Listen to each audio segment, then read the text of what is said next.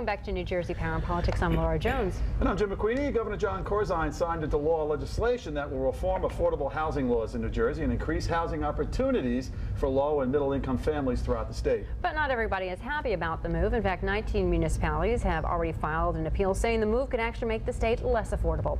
Joining us now to discuss more about what's known as the Mount Laurel decision is Jon Shure. Jon is with New Jersey Policy Perspective, a liberal think tank. But Jon, when this Mount Laurel decision first came about, you were a reporter covering it, and you actually brought the headline from that day. That's right. It was back in 1983, the second Mount Laurel ruling after nothing happened with the first one. But a lot of people are quite confused about Mount Laurel. Sure. Could you in a nutshell explain what it means? Basically this. It was a ruling by the state Supreme Court that said towns cannot keep you out by exclusionary zoning rules. Mount Laurel is an interesting place. When you, now that is confusing. In other words, affluent towns can't have to provide housing for lower income families. Here's the way it worked. In Mount Laurel, a bunch of folks wanted to build some garden apartments. These were not people who were like trying to move into the city from Philadelphia. Their ancestors had been there since the Civil War. They're African American people. They lived in very small, tidy, but very small houses, and they had gotten some grants or whatever to build garden apartments. And all they had to do was go to the town and say, can you change the zoning? Instead of just having single-family homes, can we build garden apartments? And basically the town said, no. If you can't afford to buy a house in Mount Laurel, just go live someplace else. Well, they sued, and it led to a couple of court rulings. And basically, the notion that there is a constitutional responsibility to make sure that people can live where they want in New Jersey and not to keep them out from by zoning laws that say, well, if you want to have a one-family house, you can live here, but in a garden apartment, we're not going to do it. And it wasn't the only town where it happened. The same thing happened in Mahwah in Bergen County. When they built a Ford plant there, United Auto Workers came in and said, let's build garden apartments for the workers. The town wouldn't change the zoning, in effect saying, we'd love to have this Ford plant here and the property taxes it pays, but we don't want the workers living in our town. We don't want their kids going to our schools. So that's exclusionary zoning, and that's what the decision was aimed to stop. So the Supreme Court changed that with this Mount Laurel ruling, but there was a loophole in it to where wealthy towns could pretty much pay off poor cities to take their share of affordable housing. In the legislative process, sometimes the deal that splits the difference is more important than making progress. The court ruling was not widely hailed.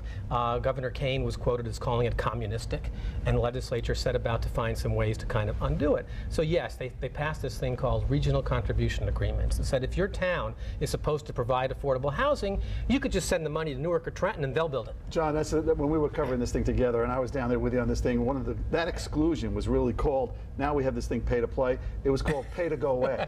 That's really what it was. And that was the big loophole in this thing. Well, how is that now being fixed with the changes that just happened? Well, it bans regional contribution agreements. If you're supposed to build a certain number of houses, you've got to build them. You can't pay somebody else to take them. Now, it was an elegant solution in a way. The houses did get built, but somewhere else. And the problem, this is really what I think it's trying to address, and I think the changes make sense, and Mount Laurel made sense. There's a lot of people in New Jersey who have jobs that they can't afford to live near because it's too expensive to live in that town. They might be policemen, they might be teachers, and they can't live in the town or near the town where they have a job because it's just too expensive. So if we're really there's no space, because for instance, in Xanadu, up in Bergen County, your neck of the woods, to build that and conform with these things, that have to have 1 million units of housing, but East Rutherford's only a little town, so you have to go, and I think that's leading to a little bit more of a wider scope. And New Jersey is 566 little towns to some extent, and over the years, a lot of times, these towns have done various things to try to keep certain kinds of people out. And this court ruling really was aimed to say, we don't want to keep them out. Everybody should come in. Is it always? It's not necessarily aimed at keeping people out. It's aimed at the town trying to protect it's tax base. If you have you only have so many, integrity and their character. That's what they call the character. It's two sides of the same coin, really. Because I mean, who's to say? Why does a town have the right to say we only want single-family homes here? Well, they can make more money because of the tax base and they only have X amount of property. Well, and then there are others who are arguing that this actually might make the state less affordable. Well, it's hard to make the state less affordable.